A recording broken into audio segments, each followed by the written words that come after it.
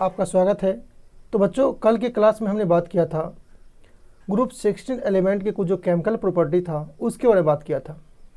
बच्चों, आज की क्लास में हम लोग बात करेंगे डाई ऑक्सीजन के बारे में। अब ये डाई ऑक्सीजन क्या है, इसका निर्माण किसने किया, किसने इसके बारे में सबसे पहले जानकारी प्राप्त किया और इसके प्रॉपर्टीज़ क्या है, इसके यूजेस क्या है, इसके बारे में हम आज की क्लास में बात करने वाले हैं। तो बच्चों, क्लास को शुरुआत करते हैं। बच्चों, डाई ऑक्सीजन क्या है? तो it is the most abundant element in the earth crust, कि ये हमारा जो पृथ्वी का भूपर पट्टी है, जो ऊपरी परत है, इस पर सबसे अधिक मात्रा में जो पाए जाने वाला कोई एलिमेंट है तो बच्चों वह क्या है, आपको डाई ऑक्सीजन है या ऑक्सीजन है, जिसके परसेंटेज कितना आपको, तो 46.5% यह हमारे अर्थ क्रस्ट में पाए जाते हैं। ठीक है, और इसके बारे में सबसे पहले जो इसको जो प्रिपरेशन किया था लेबोरेटरी में, वह बच्चों क्या था, कार्ल सीले था। कार्ल सीले एक ऐसे पहले वैज्ञानिक है जिन्होंने सबसे पहले ऑक्सीजन का निर्माण किया। कैसे इन्होंने निर्माण किया? तो मर्क्यूरिक ऑक्साइड को बच्चों इन्होंने क्या किया, तो गर्म कर दिया। जैसे इन्होंने मर्क्यूरिक ऑक्साइड को गर्म किया तो मर्क्यूरिक ऑक्साइड क्या हो जाएगा, डिकम्पोज हो जाएगा और वहाँ से ऑक्सीजन रिलीज होगा। कब? 1772 ईस्वी में। कब इन्होंने, कार्ल सीले ने खोज किया था इसको? 1772 ईस्वी में इन्होंने क्या किया, इसका प्रिपरेशन किया था। अब बच्चों, इसका मॉलिक्यूलर फार्मूला क्या होता है? तो बच्चों, इसका मॉलिक्यूलर फार्मूला जो होता है वह O2 होता है। मतलब ये जो डाई ऑक्सीजन है ये किस फॉर्म में पाए जाते हैं, आपको O2 फॉर्म में पाए जाते हैं। इसके अलावे इसका मेथड ऑफ प्रिपरेशन क्या है? आप इसका निर्माण अगर करना चाहो तो इसका निर्माण आप कैसे करोगे? तो इसके निर्माण करने के लिए बच्चों बहुत सारे मेथड हैं। क्या क्या मेथड है, तो एक एक करके हम देखते हैं। सबसे पहला जो मेथड है बच्चों वह है लैब मेथड, कि आप प्रयोगशाला में कैसे निर्माण करोगे। तो बच्चों कह रहा है कि प्रयोगशाला में अगर आपको डाई ऑक्सीजन बनाना है तो उसके लिए क्या करना होगा, आपको पोटेशियम क्लोरेट को, ध्यान दीजिएगा, पोटेशियम क्लोरेट जिसका फॉर्मूला क्या है आपको KClO3 है, इसको क्या करेंगे, आप गर्म करेंगे। किसके प्रेजेंस में? मैग्नीज ऑक्साइड के प्रेजेंस में। जैसे ही बच्चों मैग्नीज ऑक्साइड के प्रेजेंस में पोटेशियम क्लोराइड को आप गर्म करोगे तो वहां से क्या हो जाएगा, आपको ऑक्सीजन गैस रिलीज हो जाएगा। जैसे देखो यहाँ पे हमने रिएक्शन दिखा दिया, ये पोटेशियम क्लोराइड है, इसको मैग्नीज ऑक्साइड के प्रेजेंस में गर्म कर दिया। जैसे बच्चों इसको गर्म करते हैं तो यहाँ से क्या निकलता है, आपको ऑक्सीजन गैस निकलता है और पोटेशियम क्लोराइड भी निकलता है। ये बाई प्रोडक्ट में निकल गया। आपको यहाँ पर मेन हमें क्या चाहिए, आपको ऑक्सीजन चाहिए जो हमें प्राप्त हो गया। यह बच्चों कहलाता है लैब मेथड, इसे हम लैब में बनाते हैं। दूसरा बच्चों हो गया बनाने का तरीका, कहा कि higher oxides of metal, metal के जितने भी हायर ऑक्साइड है ऑन थर्मल डिकम्पोजिशन, अगर उसको हम गर्म करेंगे तो क्या हो जाएगा, आपको वो ऑक्सीजन गैस दे देगा आपको। जैसे देखिए यहाँ पर हमने लेड ऑक्साइड ले लिया, जैसे हमने लेड ऑक्साइड को गर्म करेंगे बच्चों तो यहाँ से क्या होगा, लेड ऑक्साइड बनाएगा और यहाँ से भी क्या होगा, आपको ऑक्सीजन गैस रिलीज हो जाएगा। ठीक है, तो यह दो मेथड हो गया आपको। इसके अलावा और भी मेथड है, वह बच्चों क्या है, इसी में बच्चों देखो कि हम लेड ऑक्साइड को फिर हम गर्म करते हैं तो फिर क्या होता है, फिर यहाँ से आपको ऑक्सीजन गैस रिलीज हो जाता है। तो इस तरह से हम देखेंगे कि जितने भी हायर ऑक्साइड मेटल के हैं उसको थर्मल डिकम्पोजिशन करते हैं तो वहाँ से क्या निकलता है बच्चों, ऑक्सीजन गैस निकलता है। ठीक है, अब देखिए बच्चों नेक्स्ट मेथड क्या है। तो बच्चों थर्ड मेथड है कि oxides of metal having lower position in electrochemical series, कि जितने भी बच्चों मेटल ऑक्साइड है अगर उसका पोजीशन क्या है, इलेक्ट्रोकेमिकल सीरीज में सबसे नीचे है, अगर उसको हम थर्मल डिकम्पोजिशन करेंगे, मतलब उसको गर्म करके तोड़ेंगे हम, तो वहाँ से बच्चों क्या निकलेगा, ऑक्सीजन निकलेगा। अब बच्चों इलेक्ट्रोकेमिकल सीरीज में दिखाता हूँ आपको यहाँ पर। अब बच्चों देखो ये आपका इलेक्ट्रोकेमिकल सीरीज है।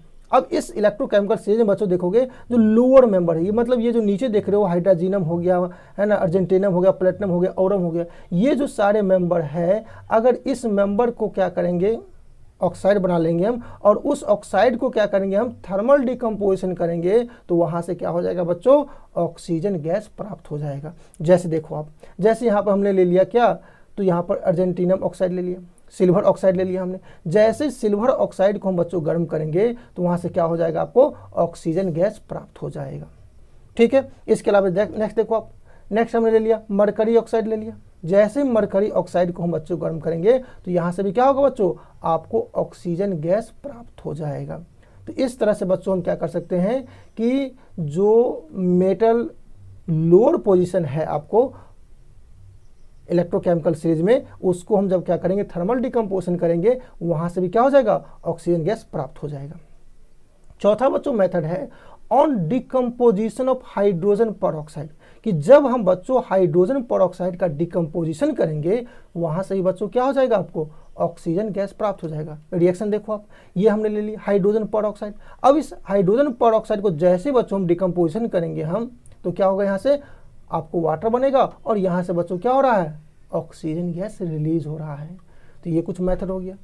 और भी मेथड है, देखिए on electrolysis of water, water को जब इलेक्ट्रोलाइसिस करेंगे, इलेक्ट्रोलाइसिस जानते होंगे ना, इलेक्ट्रिसिटी प्रोवाइड करना। आप पानी ले लीजिए और पानी में क्या करिए, इलेक्ट्रिसिटी प्रोवाइड कर दीजिए। जैसे ही बच्चों इलेक्ट्रिसिटी प्रोवाइड करोगे तो वहाँ से क्या होगा, हाइड्रोजन गैस और ऑक्सीजन गैस निकलेगा आपको। तो यहाँ से भी क्या होगा, आपको प्राप्त कर सकते हो ऑक्सीजन को। देखो यहाँ हमने वाटर ले लिया और वाटर में क्या किया हमने, इलेक्ट्रोलाइसिस कर दिया। जैसे बच्चों वाटर को इलेक्ट्रोलाइसिस कर देंगे तो यहाँ से क्या हो जाएगा, हाइड्रोजन गैस रिलीज होना शुरुआत हो जाएगा। ठीक है। अब एक लास्ट देखिए आप, क्या है कि फ्रॉम एयर, हमारा एटमॉस्फेयर जिसमें एयर क्या है 21% है, हम यहाँ से भी प्राप्त कर सकते हैं। और यहाँ से कैसे प्राप्त करोगे आप, तो बच्चों यहाँ से प्राप्त करने के लिए सबसे पहले क्या करना होगा कि जो एयर है उस एयर में से कार्बन डाइऑक्साइड को हटा लेना होगा। कार्बन डाइऑक्साइड क्या होता है, उसको हिंडर करता है। तो सबसे पहले क्या करेंगे, कार्बन डाइऑक्साइड को हटा लेंगे। उसके बाद बच्चों क्या करेंगे, वो उसमें जो भी गैस है उसको क्या करेंगे, लिक्विफाइड करेंगे। अब लिक्विफाइड कैसे करेंगे, high pressure low temperature, high pressure low temperature जैसे बच्चों करेंगे तो वो क्या हो जाएगा, एयर लिक्विड रूप में कन्वर्ट हो जाएगा। अब फिर क्या करेंगे, उसको हम गर्म करेंगे और फ्रैक्शनल डिस्टिलेशन करके हम क्या करेंगे, उसमें से ऑक्सीजन गैस प्राप्त कर लेंगे। तो बच्चों इस तरह से हम क्या कर सकते हैं, ऑक्सीजन गैस प्राप्त कर सकते हैं। ये बच्चों क्रूशियल समय है। अभी आप देख रहे थे कोरोना काल था, इस कोरोना काल में क्या था, ऑक्सीजन की किल्लत हो गई थी। तो आप देखो इतने सारे तरीके ऑक्सीजन बनाने का, आप इन सब तरीकों से क्या कर सकते हो, बना सकते हो। लेकिन हाँ कहोगे सर मेरे पास केमिकल्स तो नहीं है। हाँ बच्चों केमिकल आपके पास नहीं है, लेकिन आप पढ़ाई करो, आगे जाकर क्या होगा कि आप इस तरह से एप्लीकेशन बना करके क्या कर सकते हो, आप इसका निर्माण कर सकते हो। क्योंकि ये ऑक्सीजन क्या है, आपको सबसे ज़्यादा इस्तेमाल होते हैं, आप हॉस्पिटल में इस्तेमाल होते हैं। जैसे पेशेंट का क्या होता है, ऑपरेशन किया जाता है या सर्जिकल किया जाता है, तो उस सिचुएशन में क्या होता है, उसको ऑक्सीजन की ज़रूरत ही पड़ती है। अब नया बीमारी आ गया कोरोना, कोरोना में भी क्या हो रहा है, ऑक्सीजन की कमी हो जाती है, तो उसको ऑक्सीजन सप्लाई देना पड़ता है। तो आप क्या कर सकते हो, इन सभी तरीक़ों से ऑक्सीजन का निर्माण कर सकते हो आप। ठीक है। अब बच्चों हम बात करेंगे इसके कुछ प्रॉपर्टीज़ के बारे में कि इसके क्या प्रॉपर्टीज़ है। तो बच्चों सबसे पहला जो प्रॉपर्टी इसका है वह यह है कि it is colourless, odourless, tasteless gas. ये जो बच्चों डाइऑक्सीजन है यह कैसे गैस है, आपको रंगहीन है, स्वादहीन है और सुगंधहीन है ना, इसमें कुछ नहीं होता है आपको। दूसरा बच्चों इसका जो प्रॉपर्टी हो गया वह क्या कर रहा है कि 3.08 centimetre cube oxygen is soluble in 100 centimetre cube water. अगर हम 100 सेंटीमीटर वाटर लेते हैं तो उसमें बच्चों कितना ऑक्सीजन घुलेगा, आपको 3.08 सेंटीमीटर क्यूब ऑक्सीजन घुलेगा। जो क्या है, जितने भी समुद्री जीव है या जलीय जीव है उनके लिए पर्याप्त है। वो इतना ही ऑक्सीजन लेकर क्या होगा, वो जिंदा रह सकता है आपको। यह इसका सेकेंड प्रॉपर्टीज हो गया। थर्ड प्रॉपर्टी क्या है कि इट इज़ पैरामैग्नेटिक। बच्चों ये जो है डाइऑक्सीजन या किस नेचर के होते हैं, आपको पैरामैग्नेटिक नेचर के होते हैं। जबकि बच्चों इसमें क्या होता है, इवन नंबर ऑफ इलेक्ट्रॉन होता है। क्या होते हैं, इवन नंबर ऑफ इलेक्ट्रॉन होते हैं। हमने आपको क्लास 11th में पढ़ाया था कि पैरा मतलब अनपेयर्ड इलेक्ट्रॉन, डायमैग्नेटिक मतलब पेयर इलेक्ट्रॉन। जो जिसके पास जोड़ा में इलेक्ट्रॉन होगा वही होगा आपको डायमैग्नेटिक, और जिसके पास जोड़ा में इलेक्ट्रॉन नहीं होगा वो क्या होगा, पैरामैग्नेटिक होगा। जबकि इसके पास क्या है, आपको जोड़ा में इलेक्ट्रॉन है, फिर भी क्या है, यह पैरामैग्नेटिक है। यह एक्सेप्शनल प्रॉपर्टी इसमें शो होता है। ठीक है। नेक्स्ट देखो, नेक्स्ट बच्चों का रहा है it is supporter of combustion. यह दहन को मदद करने वाला है। मतलब जब कभी भी आप कोई चीज़ जलाते हो तो जलाने में क्या करता है, ऑक्सीजन ही सपोर्ट करता है। अगर ऑक्सीजन आप हटा दोगे कोई वस्तु नहीं जलेगा आपको। आप कार्बन डाइऑक्साइड डाल दो, जलना बंद हो जाएगा आपको। ऑक्सीजन डाल दो, जलना शुरुआत हो जाएगा आपको। तो इस तरह से बच्चों हम कह सकते हैं कि यह ऑक्सीजन क्या करता है, आपको सपोर्टर करता है। किसको, तो दहन को, जलने में सपोर्ट करता है। इसके अलावा बच्चों इसके 3 आइसोटॉप्स होते हैं। कितने आइसोटॉप्स होते हैं, 3 आइसोटॉप्स होते हैं। वो आइसोटॉप कौन कौन सा है, तो बच्चों पहला आइसोटॉप्स है उसमें 8O16। दूसरा हो गया 8O17, तीसरा हो गया 8O18। ये 3 आइसोटॉप हो गया, 8O16, 8O17, 8O18, ये 3 आइसोटॉप्स हो गए। इन तीनों आइसोटॉप्स को भी ध्यान रखना है आपको। नेक्स्ट बच्चों इसका हो गया केमिकल प्रॉपर्टी का ही मैं इसमें कंबाइन करके लिखा दिया हूं आपको। रिएक्शन विथ कैल्शियम, कि अगर ऑक्सीजन कैल्शियम के साथ अभिक्रिया करेगा तो क्या बनाएगा, तो बच्चों कह रहा है कैल्शियम ऑक्साइड बनाएगा। अब इसका रिएक्शन क्या होगा, नीचे रिएक्शन देखो आप, कैल्शियम है ना, Ca ले लिया हमने इसके कैल्शियम का सिंबल और उसको ऑक्सीजन के साथ कंबाइन कर दिया। जैसे ही बच्चों कैल्शियम ऑक्सीजन के साथ कंबाइन करेगा तो वो क्या बनाएगा, कैल्शियम ऑक्साइड बनाएगा। ठीक है, अगला देखिए रिएक्शन विथ एल्युमिनियम, कि जब बच्चों यह एल्युमिनियम के साथ अभिक्रिया करेगा तो क्या बनाएगा बच्चों, एल्युमिनियम ऑक्साइड बनाएगा। क्या बनाएगा, एल्युमिनियम ऑक्साइड बनाएगा। जैसे देखिए आप यहाँ बच्चों हमने ले लिया एल्युमिनियम ले लिया और इसको क्या किया हमने, ऑक्सीजन के साथ रिएक्शन करवा दिया। जैसे बच्चों एल्युमिनियम को ऑक्सीजन के साथ रिएक्शन करवाएंगे तो यह क्या बनाया आपको, एल्युमिनियम ऑक्साइड बनाता है। ठीक है, अब इसका नेक्स्ट प्रॉपर्टी देखिए बच्चों, नेक्स्ट करा कि रिएक्शन विथ फॉस्फोरस, जब ये फॉस्फोरस के साथ अभिक्रिया करेगा तो क्या बनाएगा, तो बच्चों ये करा है कि phosphorus penta oxide is bond, phosphorus penta oxide is obtain. जब बच्चों यह फॉस्फोरस के साथ अभिक्रिया करता है तो फॉस्फोरस पेंटा ऑक्साइड का निर्माण करता है। रिएक्शन देखिए आप, फॉस्फोरस ले लिया हमने, इसको 5 मॉलिक्यूल ऑक्सीजन के साथ जैसे ही बच्चों इसको ट्रीट करेंगे हम तो क्या हो जाएगा, यह फॉस्फोरस पेंटा ऑक्साइड का फॉर्मेशन करेगा यह। ठीक है, नेक्स्ट देखिए आप रिएक्शन विथ कार्बन, कार्बन के साथ अभिक्रिया, नॉर्मल से बात है कार्बन डाइऑक्साइड बनेगा आपको, तो C+O2 दिस गिव CO2।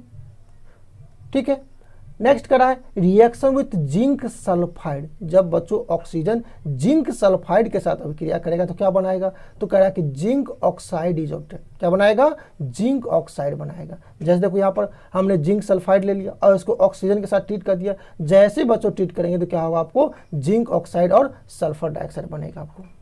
तो ये हो गया आपको। नेक्स्ट हो गया रिएक्शन विथ मीथेन, मीथेन के साथ अभिक्रिया, जब बच्चों मीथेन के साथ रिएक्शन करवाओगे तो मीथेन क्या है, कंबस्टेबल सब्सटेंस है। क्या है यह, कंबस्टेबल सब्सटेंस है, इसको बायोगैस के नाम से भी जाना जाता है। ठीक है, तो जब बच्चों मीथेन को हम ऑक्सीजन के साथ जलाएंगे हम तो क्या होगा, कार्बन डाइऑक्साइड और वाटर बनेगा। सिंपल सी बात है, कोई भी ईंधन हो अगर ऑक्सीजन में जलेगा तो क्या होगा, कार्बन डाइऑक्साइड और वाटर बनाएगा। तो वही हाल मीथेन का भी है। नेक्स्ट बच्चों रिएक्शन है रिएक्शन विथ सल्फर डाइऑक्साइड, कि जब बच्चों सल्फर डाइऑक्साइड के साथ ऑक्सीजन रिएक्शन करेगा तो क्या बनाएगा, वो सल्फर ट्राइऑक्साइड बनेगा। बच्चों यहाँ पर रिवर्सिबल होता है कि सल्फर डाइऑक्साइड को जैसे ऑक्सीजन के साथ ट्रीट करोगे वो सल्फर ट्राइऑक्साइड बनेगा, लेकिन तुरंत क्या होगा, सल्फर डाइऑक्साइड में कन्वर्ट हो जाएगा। तो इसीलिए बच्चों जब हम बनाते हैं तो इसमें सावधानी बरतना पड़ता है कि जैसे बने उसको हटा लेंगे हम, नहीं तो क्या होगा, वो फिर डिकम्पोज होकर क्या होगा, सल्फर डाइऑक्साइड और ऑक्सीजन में टूट जाएगा वो। नेक्स्ट बच्चों हो गया रिएक्शन विथ HCl, जैसे बच्चों HCl के साथ ऑक्सीजन रिएक्ट करेगा तो बच्चों क्या देगा, वो क्लोरीन गैस देगा और वहां से वाटर भी फॉर्मेशन होगा आपको। तो इस तरह से आप इसको दिखा सकते हो रिएक्शन ग्रुप में 4HCl + O2 this gives twice Cl2 + twice H2 हो गया आपको। तो यह बच्चों क्या हो गया, हाइड्रोक्लोरिक एसिड के साथ ऑक्सीजन का रिएक्शन हो गया आपको। ठीक है, अब बच्चों हम बात करेंगे इसके यूजेज के बारे में बात करेंगे कि इसका यूज क्या है, हम इसका यूज कहाँ करते हैं। तो देखिए इसका फर्स्ट उपयोग क्या है, तो फर्स्ट उपयोग कर रहा है कि dioxygen is used in oxy hydrogen and oxy acetylene torches. क्या कह रहा है बच्चों कि ये जो डाई ऑक्सीजन है या ऑक्सीजन है इसका इस्तेमाल कहाँ करते हैं हम लोग, ऑक्सी हाइड्रोजन और ऑक्सी एसिटाइलिन टॉर्च बनाने में करते हैं। टॉर्च देखिए ना, हाँ वही torch, which are used for cutting and welding metal. अब उस टॉर्च का इस्तेमाल बच्चों लाइट में नहीं करते हैं, उस टॉर्च का इस्तेमाल हम लोग मेटल को काटने में और वेल्डिंग करने में करते हैं। कहाँ करते हैं, मेटल को काटने में और वेल्डिंग करने में क्या करते हैं हम लोग, ऑक्सी हाइड्रोजन और ऑक्सी एसिटाइलिन टॉर्च का इस्तेमाल करते हैं। तो यह बच्चों ये टॉर्च हो गया, पहला उपयोग ऑक्सीजन का यहाँ पे होता है। दूसरा बच्चों हो गया कि इसका इस्तेमाल हम लोग बहुत सारे मेटल को मैन्युफैक्चर करने में करते हैं। आपने पढ़ा था मेटलर्जिकल प्रोसेस है ना, वहाँ पर बच्चों हम क्या करते हैं, ऑक्सीजन का इस्तेमाल करते हैं। आपने पढ़ा था ना रोस्टिंग और कैल्सिनेशन, तो रोस्टिंग में क्या करते हैं, वही ऑक्सीजन के प्रेजेंस में ही काम होता है ना। तो इसका इस्तेमाल बच्चों वहाँ पे किया जाता है, मेडल के निर्माण में किया जाता है।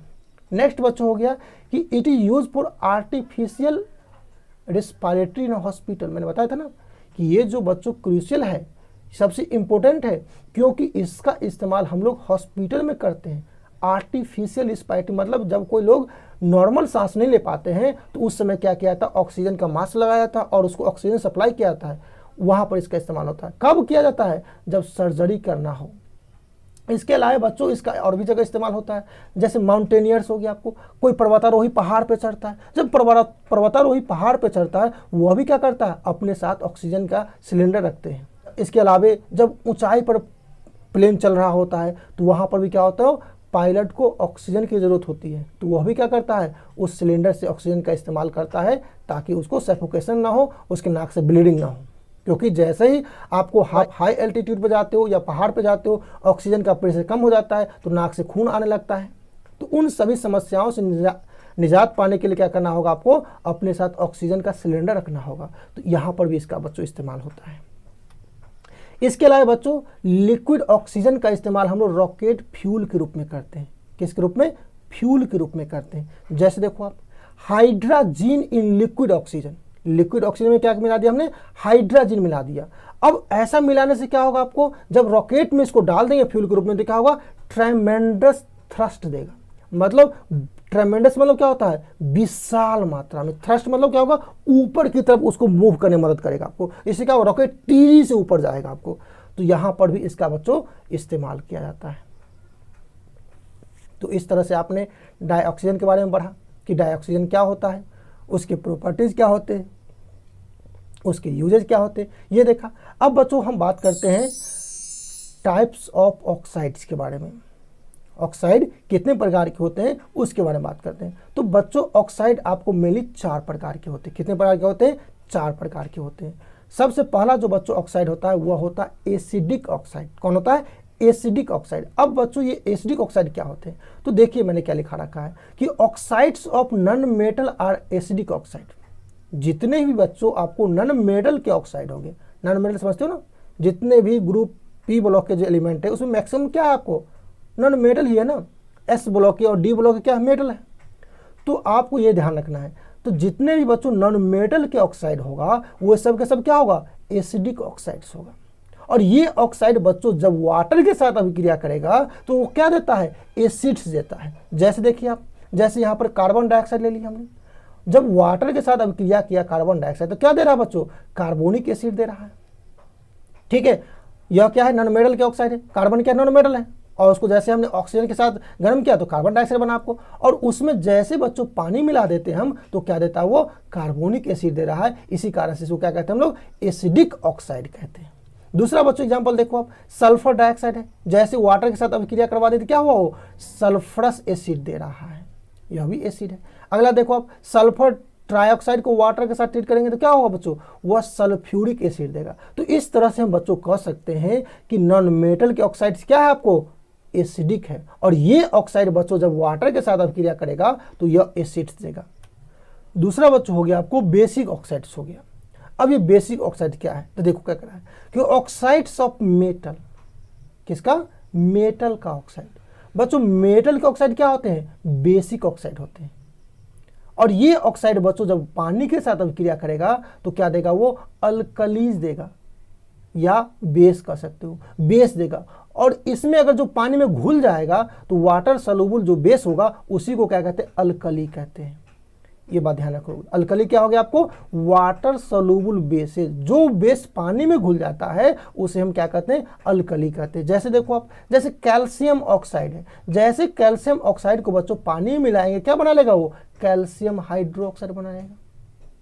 ठीक है, इसके अलावा देखो आप, मैग्नीशियम ऑक्साइड है, जैसे बच्चों मैग्नीशियम ऑक्साइड को पानी मिला दें क्या होगा, मैग्नीशियम हाइड्रोक्साइड बना रहा है।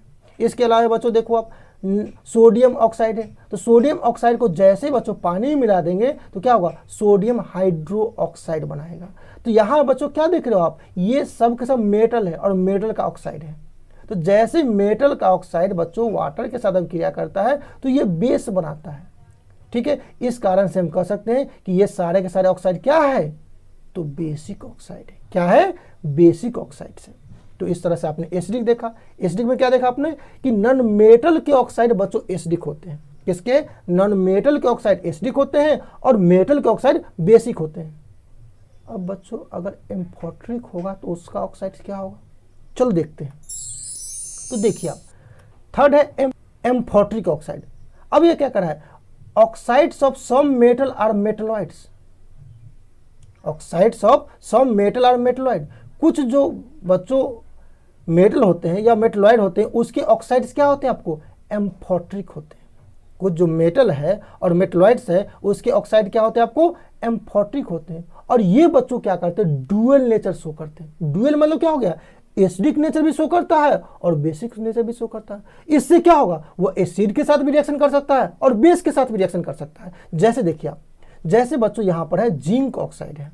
अब बच्चों ये जिंक ऑक्साइड क्या होगा? जब HCl के साथ अभिक्रिया करे तो HCl क्या है? एसिड है, हाइड्रोक्लोरिक एसिड है।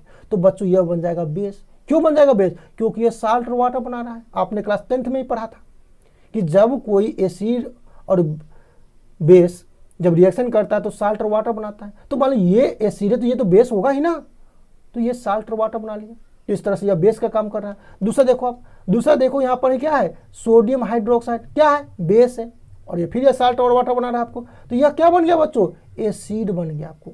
तो जब यह जिंक ऑक्साइड सोडियम हाइड्रोक्साइड के साथ अभिक्रिया करता है तो क्या बनाता है? सोडियम जिंकेट बनाता है, जिसका फॉर्मूला क्या होता है? Na2ZnO2 होता है, जो एक साल्ट है आपको।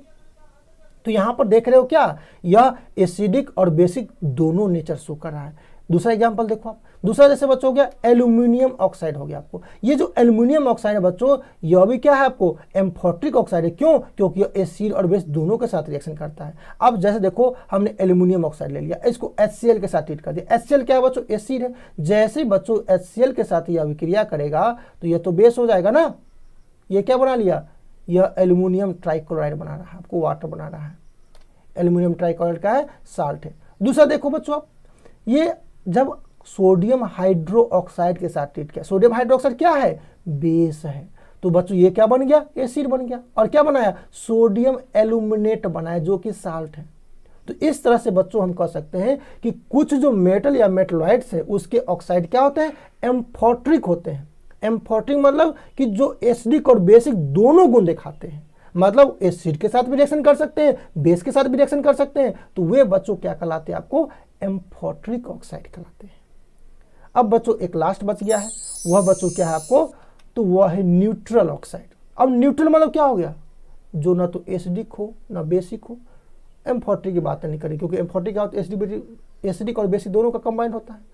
तो जो बच्चों ऑक्साइड ना तो एसिडिक हो ना बेसिक हो वह क्या कहलाएगा आपको? न्यूट्रल ऑक्साइड कहलाएगी। अब न्यूट्रल ऑक्साइड के एग्जांपल क्या हो गया? तो जैसे हो गया कार्बन मोनोऑक्साइड हो गया आपको, और Na2O हो गया जिसको लाफिंग गैस कहते हैं, और NO हो गया। ये बच्चों तीनों के तीनों क्या है आपको? न्यूट्रल ऑक्साइड है। इसको आप याद रखोगे बच्चों। ये जो मैंने 4 ऑक्साइड बताया, इस चारों ऑक्साइड को आप अच्छे से याद रख लोगे, क्योंकि हर एक साल ऑब्जेक्टिव टाइप जो क्वेश्चन होते हैं उसमें आपको पूछ देगा कि इन 4 में से कौन एसिडिक ऑक्साइड है या बेसिक ऑक्साइड है या एम्फोटरिक ऑक्साइड है या न्यूट्रल ऑक्साइड है। न्यूट्रल वाला तो खूब पूछते रहता है। आप देखो जितने भी कंपटीशन का एग्जाम होता है, रेलवे SSC बैंक हो गया, उस समय भी पूछते रहता है कि भाई इनमें चारों में से क्या करिए आप? न्यूट्रल ऑक्साइड को खोजिए आप। ठीक है, एसिड बेस तो लोग खोज लेता है, न्यूट्रल फंस जाता है। भाई न्यूट्रल कौन होगा? बस तीनों को याद करो ना आप इसको। कार्बन मोनोऑक्साइड हो गया, लाफिंग गैस हो गया आपको, नाइट्रोजन मोनोऑक्साइड हो गया आपको। ये तीनों क्या है आपको? न्यूट्रल ऑक्साइड है। इस तरह से आप इसको याद रखिए, समझिए। आशा करते हैं कि आपको सारी बातें अच्छे समझ में आ रहा होगा। आप अच्छे से पढ़ाई करते रहिए। जहाँ कहीं भी दिक्कत हो कमेंट में लिखिए आप, हम आपके हर एक प्रॉब्लम का सलूशन देंगे हम। ठीक है, आप लोग इतने से देख रहे हो इसके लिए आपको बहुत बहुत धन्यवाद। बच्चों ये सारे वीडियो बनाने में बहुत मेहनत लगता है। अगर आप लोग सहयोग करोगे तो ऐसे ही चलता रहेगा। सहयोग आप बस लाइक सब्सक्राइब करिए आप, और अपने दोस्तों को करवाइए आप। ये वीडियो आपने देखा, आपको अच्छा लगा, आप अपने दोस्तों को शेयर कर दीजिए। यही चाहिए मुझे। Thank you.